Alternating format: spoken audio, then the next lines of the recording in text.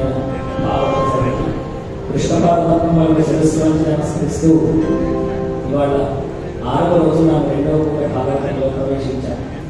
పరమాత్మ అనుగ్రహం చేత మనమందరం నిరాటంకంగా పరమాత్మ జ్ఞానగంగా ప్రవాహంలో మనమందరం కూడా తేలియాడుతూ ఉన్నాం.